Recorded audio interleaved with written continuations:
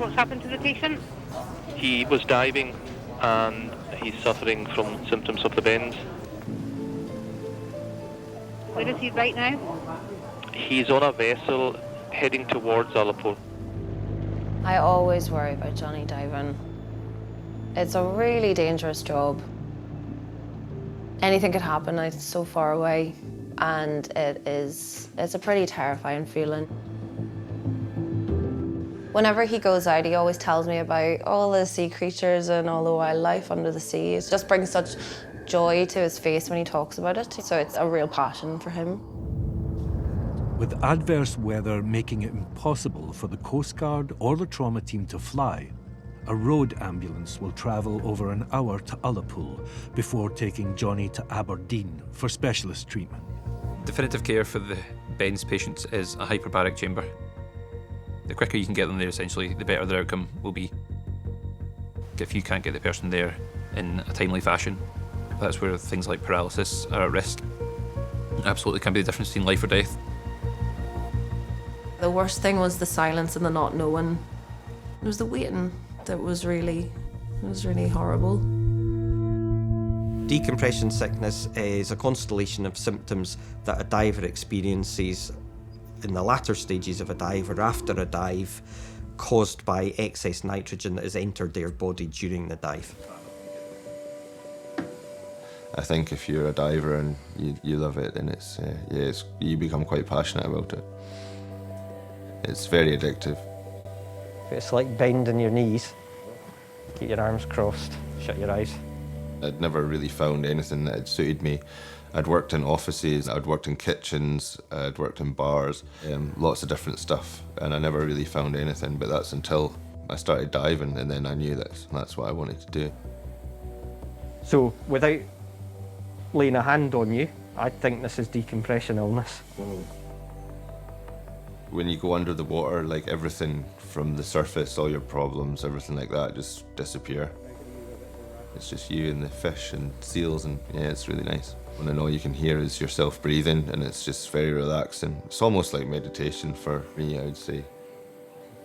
The speed with which it came on after your diving, which sounds like it was within 10 minutes or so, suggests that this is arterial gas embolism. Yeah, really? Yeah, which tends to suggest that bubbles that have arisen within you have got somewhere they shouldn't have very quickly. I think we do need to recompress you. It's a very frightening experience. It's every diver's worst nightmare. Some things are unquantifiable. Especially like a bend that I got. It was actually like a neurological bend, which is, yeah, it's every diver's worst nightmare. Johnny is experiencing a very serious condition which can deteriorate rapidly, and if not treated effectively and quickly, can lead to permanent disability. We'll get you in the chamber as quickly as we can, and there's just a couple of refined bits of your examination that I've got the equipment to do up there. But I'm in no doubt I need to treat you.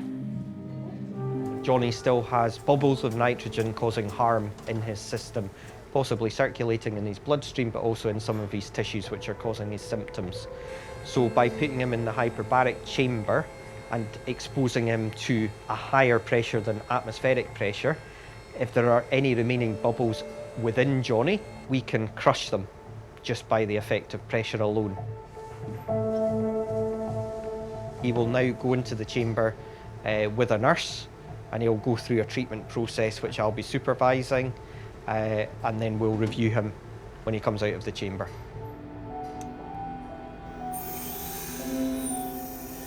I've never met anyone that's been in a hyperbaric chamber before.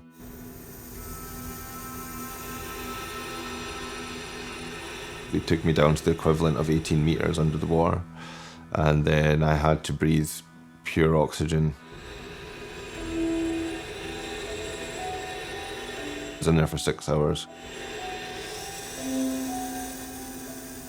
Leanne, could you just ask Johnny how his symptoms are just before we start this treatment cycle, please? Yeah, I'll just go and ask Johnny. Johnny, how are your symptoms? Tingling. It's a weird. Okay, thanks for that.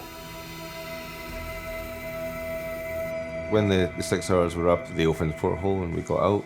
And I started to feel a lot better by that point, and my treatment was up, so there was nothing else really they could do. Didn't sleep very much that night.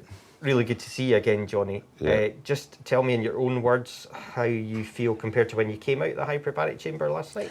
Well, when I came out last night, I was still a little bit wobbly, and my legs were still a little bit kind of tingly and stuff. But since I've slept, I've improved quite a lot. Any new symptoms? This is a really important question. So has anything else happened that you've kind of got in the back of your mind? I wonder if that's related, but you haven't mentioned yet. Not really. I mean, I did have a little bit of numbness in the tips of my fingers, but it's minimal. Okay. Well, what we'll do is we'll make another assessment of you, and then we'll have a chat about what we need to do after that. If you can put heel to toe in front of each other, that's really good. That is a big improvement. So I think, in summary, what I'll say to you is you've had the one hyperbaric oxygen treatment. We predict that you won't see the total benefit of that hyperbaric oxygen treatment that you've had immediately. Yeah. And you will continue to improve. If you get it once, then you're more susceptible to get it again. And I did talk to the doctor, and he recommended that I don't dive. So, yeah, unfortunately, it means I'm going to have to look for another job. It was a big part of who I am, being a diver, which is why it's quite hard now to not be able to go back to do it, because it was a big part of what I did, you know. And it was also something I was really passionate about and I loved, you know, so it's very, very difficult to not be able to go back.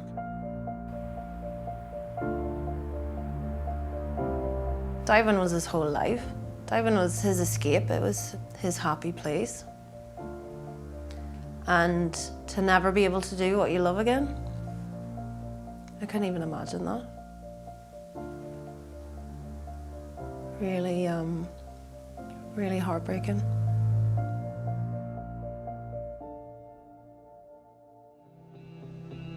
Getting the bends has completely changed my life. But some things are good. I've been working at a job with a fish farm that's a bit closer to what I was doing before, because I much prefer working outside and being near the sea. I get to be on boats. I just don't get to go under the water. But it's everything that was in my job before, just minus the diving. I thought all hope was lost. Couldn't see me doing anything. But since doing it, it's kind of made me feel a lot better. It's been very good.